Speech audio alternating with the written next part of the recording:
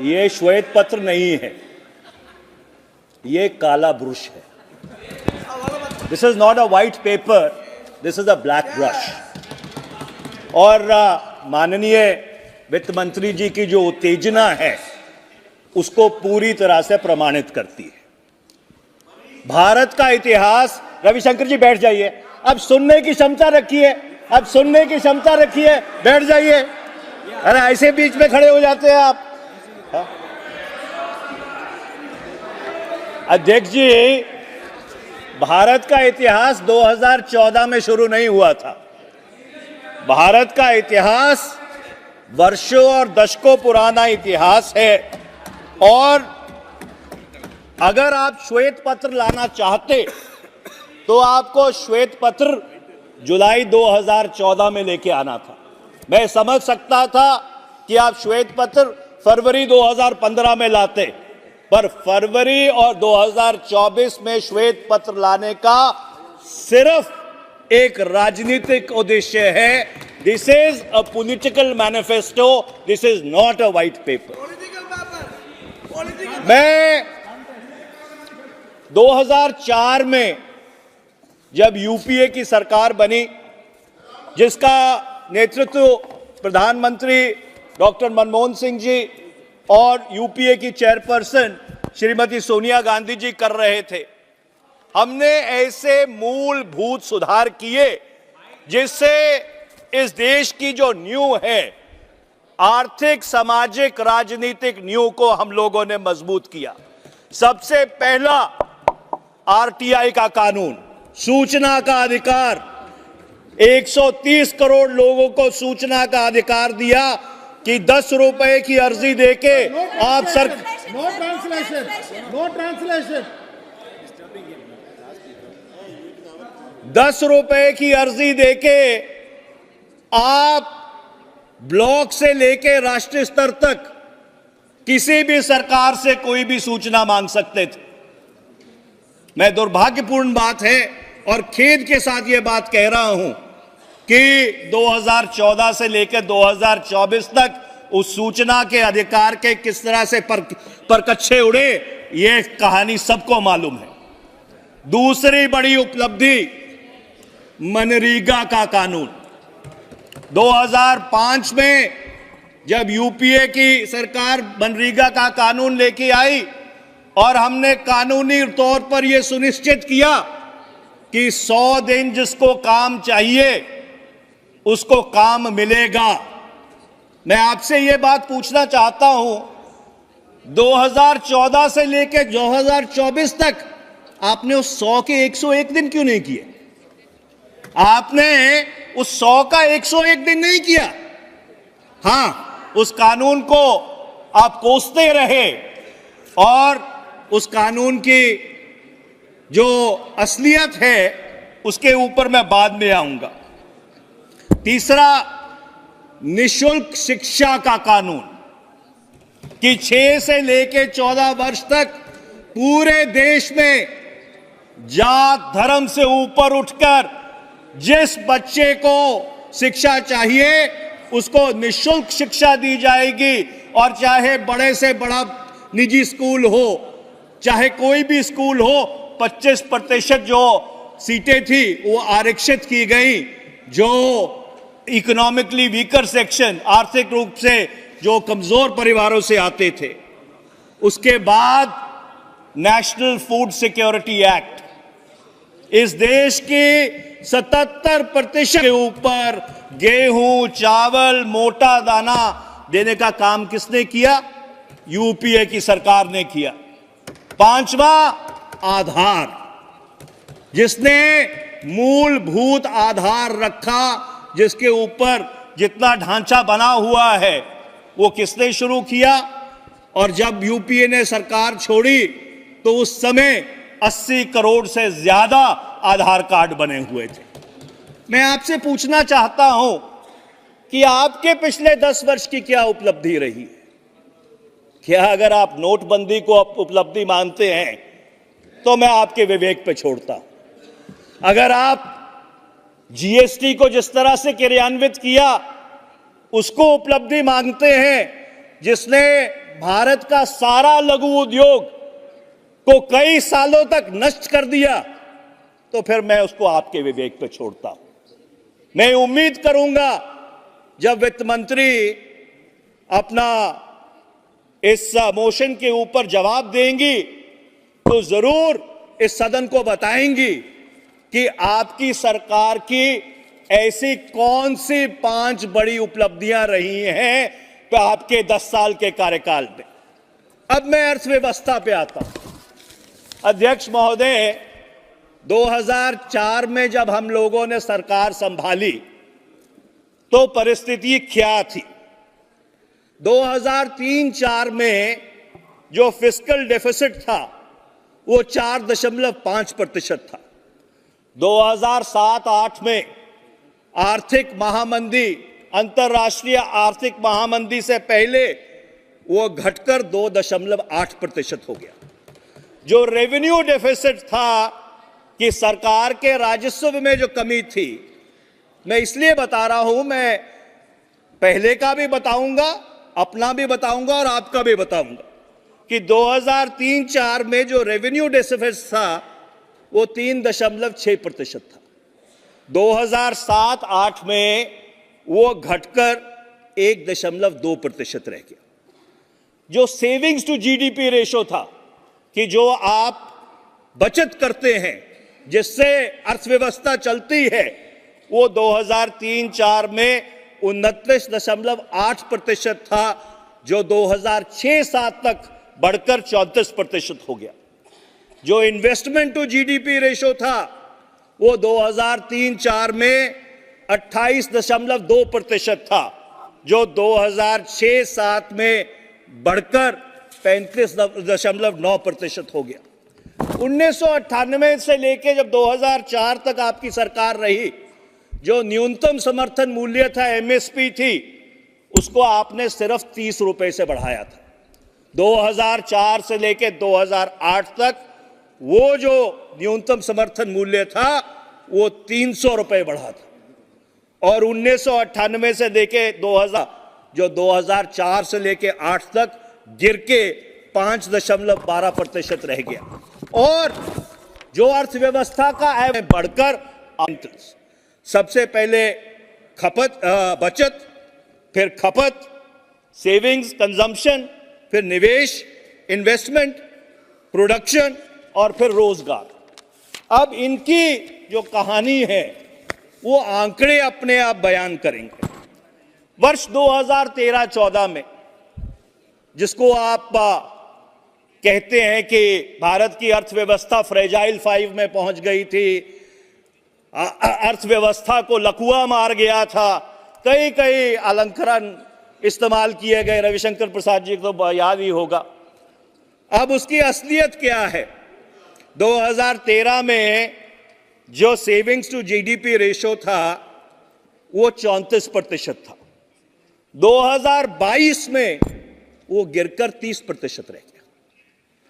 जो private financial consumption expenditure था वो 2013-14 में 60% था। 2023-24 में वो गिर के 56.9% रह गया। जो इन्वेस्टमेंट टू जीडीपी रेशो था 2013-14 में 33.8% था। और वित्त मंत्री जी, जो जवाब आपने 2 दिन पहले दिया है उसमें आपने इस बात को कबूला है कि वर्ष 2023-24 में वो गिर के 29.20% रह गया है। और इसका कारण ये है कि मैंने ये बात फाइनेंस बिल के दौरान भी कही थी कि पिछले जो 3 साल से कोविड के बाद आपका वित्तीय घाटा है जो 17-18 लाख करोड़ की रेंज में चल रहा है, वो प्राइवेट इन्वेस्टमेंट को क्राउड इन नहीं कर रहा है, वो प्राइवेट इन्वेस्टमेंट को क्राउड आउट कर रहा है। जब सरकार ही इतना कर्ज लेती है बाजार से अपना खर्चा चलाने के लिए, अपने बजट को बैलेंस करने के लिए, तो जिस निजी क्षेत्र को आपने 2019-20 में इतने बड़े बड़े कंसेशंस दिए थे उस निजी क्षेत्र को तो वो मार्केट एक्सेस मिल ही नहीं पाता। मैं आगे चलता हूं, जो ग्रॉस कैपिटल फॉर्मेशन थी 2013-14 में वो 33.8% थी, 22-23 में गिरकर 31.4% रह गई। अब आप बेरोजगारी के दर पे आइए। बेरोजगारी का दर वर्ष 2013-14 में 4.9% था और सीएमआई की जो 4 मंथ की मूविंग एवरेज है, क्योंकि सरकारी आंकड़े तो आने बंद हो गए हैं, वो 2023-24 में 8 से लेके 9% है। इस देश में पिछले 10 वर्ष में जो बेरोजगारी है वो बढ़ी है।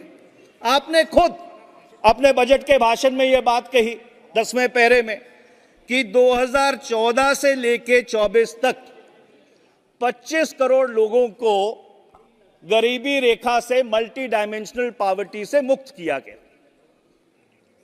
यह बात भी सही है कि 2004 से लेके 14 तक 27 करोड़ लोगों को गरीबी रेखा से ऊपर लाया गया। तो जो सरकार 27 करोड़ लोगों को गरीबी रेखा से ऊपर लेके आती है, उस सरकार के बारे में आप कहते हैं कि उन्होंने तो कुछ किया ही नहीं। They were absolutely an incompetent government. ये किस तरह का लॉजिक है कि अगर आप अपनी पीठ थपथपाते हैं कि हमने 25 करोड़ लोगों को हमारे 10 साल के कार्यकाल में गरीबी रेखा से ऊपर उठाया, तो जिस सरकार ने 27 करोड़ लोगों को, और इसका जिक्र आपने अपनी 2020-21 के बजट भाषण में भी किया था, उसकी आप निंदा करने में कोई कसर नहीं छोड़ते। ये किस तरह का कि रोजगार का क्या हुआ? और उसका सबसे बड़ा प्रमाण यह है कि वर्ष 2013-14 में जब हमने सरकार छोड़ी थी तो मनरेगा का जो बजट था वो 33,000 करोड़ था। जो एक्चुअल पैसा खर्च हुआ वो 32,992.83 करोड़ रुपया हुआ। 2023-24 में वो बढ़कर 86,000 करोड़ हो गया। तो इसका यह मतलब है कि अर्थव्यवस्था में रोजगार नहीं पैदा हो रहे।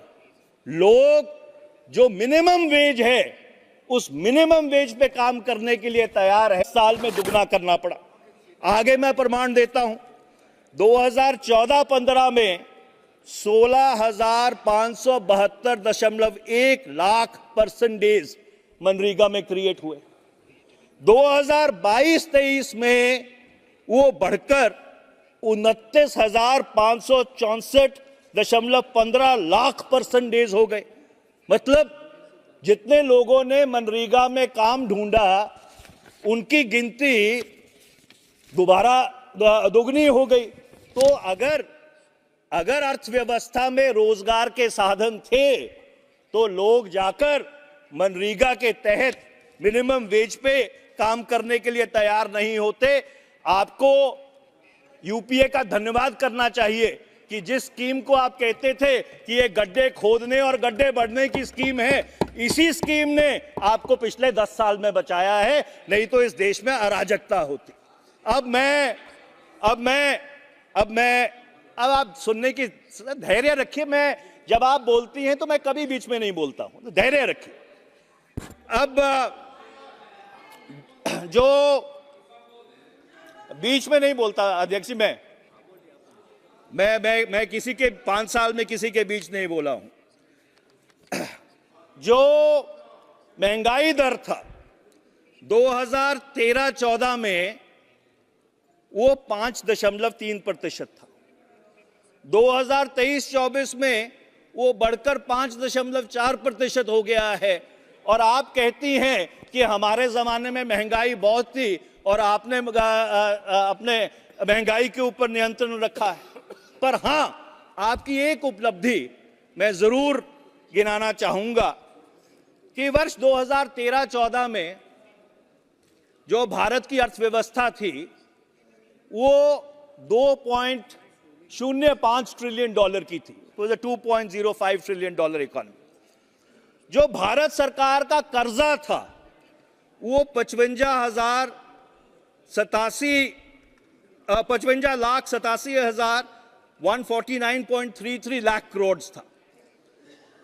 वर्ष 2024 में वो अर्थव्यवस्था 3.75 ट्रिलियन की हो गई, पर जो कर्जा है भारत सरकार का वो 3 गुना बढ़ गया।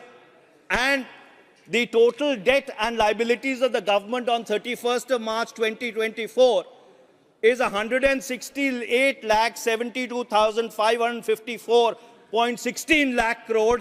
मतलब 10 साल में आपने 112,85,394.83 करोड़ का कर्जा पिछले 10 साल में लिया है। इसका यह मतलब है कि जो ज्यादा कर्जा लिया है, और उसका सबसे बड़ा प्रमाण यह है कि आपके बजट को जब आप ब्रेक डाउन करें, जो आप ही के आंकड़े हैं बाय द रूपी, तो जो सबसे बड़ा उसका कंपोनेंट है 28 पैसे का वो बोरोइंग्स है, और जो सबसे बड़ा आउटगो है 20 पैसे का वो आपकी क्या कहते हैं ब्याज की पेमेंट्स है, इंटरेस्ट पेमेंट्स है। तो ये जरूर आपकी उपलब्धि है कि भाई भारत के ऊपर आपने पिछले 10 वर्ष में 112,85,394.83 करोड़ का कर्जा बढ़ा दिया। अब मैं जीडीपी के ग्रोथ रेट पे आता हूं। वर्ष 2005 से लेकर 14 तक भारत की जो अर्थव्यवस्था थी क्यूमुलेटिवली वो 6.8% से बढ़ी, और 2015 से लेकर 2024 तक वो अर्थव्यवस्था 5.9% से बढ़ी। और आप ये कहती हैं कि हमने अर्थव्यवस्था का सत्यानाश कर दिया, हमने अर्थव्यवस्था बर्बाद कर दी, हमने सारे बैंक लूट लिए। तो अगर ये सारी बात सही है वित्त मंत्री जी, तो ऐसा क्यों है कि जो हमारे 10 साल का कार्यकाल था उसमें अर्थव्यवस्था आपके 10 साल के कार्यकाल से ज्यादा बढ़ी? और ये दोनों जो आंकड़े हैं 2011-12 की प्राइसेस के ऊपर है, इसमें फर्क नहीं है कि 2004-5 की प्राइसेस के ऊपर कोई आंकड़ा है और 2011-12 की प्राइसेस के ऊपर कुछ आंकड़ा है। अब मैं आता हूं डॉलर के ऊपर। आप भी प्रवक्ता थी भारतीय जनता पार्टी की, मुझे याद है कि डॉलर के बारे में बहुत बात हुआ करती थी। जब भी डॉलर ऊपर जाता था तो उसकी तुलना प्रधानमंत्री की उम्र से की जाती थी। जब हमने 26 मई 2014 को सरकार छोड़ी तो $1 58 रुपये 65 पैसे का था। 4 फरवरी 2024 को वो डॉलर 82.93 पैसे का है। तो उस समय तो डॉलर के ऊपर बहुत उत्तेजना होती थी, बड़ी बड़ी बहस होती थी रोज टेलीविजन के ऊपर। ये कहा जाता था कि डॉलर प्रधानमंत्री की उम्र से तेजी से बढ़ रहा है। आज क्या हुआ? मैं उन शब्दों का प्रयोग नहीं करना चाहता, मैं कभी किसी चर्चा का स्तर नहीं गिराता, पर आपको इस बारे में सोचना चाहिए कि वो आप तब बोलती थी और जब आज जो परिस्थिति है उसके बारे में आप क्या कहना चाहती हैं। अभी मैं आगे आता हूं। पिछले 10 वर्ष में अंतर्राष्ट्रीय बाजार में पेट्रोल और डीजल की कीमत गिरती रही, कच्चे तेल की कीमत गिरती रही, और मैंने कल भी यह बात कही थी कि जो आपकी ऑयल और गैस इंपोर्ट डिपेंडेंसी वो बढ़ती रही। 87.5% है इस साल के पहले 9 महीनों में, पर अंतर्राष्ट्रीय बाजार में कच्चे तेल की कीमत गिरती रही, यहां पेट्रोल और डीजल की कीमत बढ़ती रही। 2014 में 410 रुपए का सिलेंडर था, आज 903 रुपए का सिलेंडर है, 120% बढ़ा है। पेट्रोल 2014 में 71 रुपए पर लीटर था, आज 97 रुपए पर लीटर है, 37% बढ़ा है। डीजल 55 रुपए लीटर था, आज 90 रुपए लीटर है, 64% बढ़ा है। मस्टर्ड ऑयल आपके सरसों का तेल 90 रुपए किलो था, आज 143 रुपए किलो है, 60% बढ़ा है। आटा 22 रुपए किलो था, आज 35 रुपए किलो है, 60% बढ़ा है। दूध 35 रुपए का लीटर था, आज 60 रुपए लीटर है, 71% बढ़ा है। और आप ये कहती हैं कि हमने अर्थव्यवस्था के परकच्छे उड़ा दिए। अगर आप इन सब आंकड़ों को संज्ञान में ले तो पिछले 10 वर्ष में महंगाई ने आम आदमी की कमर तोड़ दी है। मुझे याद है सुषमा स्वराज जी यहां बैठती थी जब नेता प्रतिपक्ष होती थी, तो वो कहा करती थी कि गृहिणी के आंसू बह रहे हैं। आज सही रूप में गृहिणी के आंसू बह रहे हैं। और आखिर में मैं एक बात कहना चाहता हूं, आपने 10 वर्ष से phone banking phone banking phone banking phone banking की बात की। आप तो एक बहुत पढ़ी लिखी अर्थशास्त्री हैं, आपको यह बात मालूम है कि किसी भी लोन को सैंक्शन करने से पहले उसका जो चीफ जनरल मैनेजर है वो ड्यू डिलिजेंस सर्टिफिकेट साइन करता है। उसके बाद उसका बोर्ड ऑफ डायरेक्टर्स उसको अप्रूव करता है। मैं आपको यह पूछना चाहता हूं कि आप फोन बैंकिंग की बात करती हैं, पिछले 10 वर्ष में आपने किसके खिलाफ एक्शन लिया? कौन से चीफ जनरल मैनेजर के खिलाफ एक्शन लिया? कौन से बोर्ड ऑफ डायरेक्टर्स के खिलाफ एक्शन लिया? कौन से राजनीतिज्ञ के खिलाफ एक्शन लिया? आप बात बड़ी बड़ी करती हैं। 10 साल आपको मिले, आपने एक चीफ जनरल मैनेजर के खिलाफ एक्शन लिया?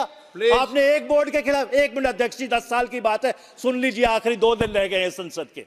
आपने किसी राजनीतिक लीडर के खिलाफ एक्शन लिया? सदस्य किसने फोन किए थे? आपकी बहुत लंबी लिस्ट। और मैं आखिरी बात यह कहना चाहता हूं, और यह दुर्भाग्यपूर्ण बात है, और स्टैंडिंग कमेटी और फाइनेंस की इसके ऊपर एक नहीं 15 रिपोर्ट है। जो आपका इंसॉल्वेंसी और बैंकरप्सी एक्ट है, उसने जो बैंक लूट है उसको इंस्टीट्यूशनलाइज किया है। The IBC process has institutionalized bank लूट। अध्यक्ष जी मुझे रोक रहे हैं, अगर मेरे पास इतना मटेरियल है कि मैं 2 घंटे और जो अर्थव्यवस्था की असलियत है वो उजागर कर सकता हूं। धन्यवाद अध्यक्ष जी।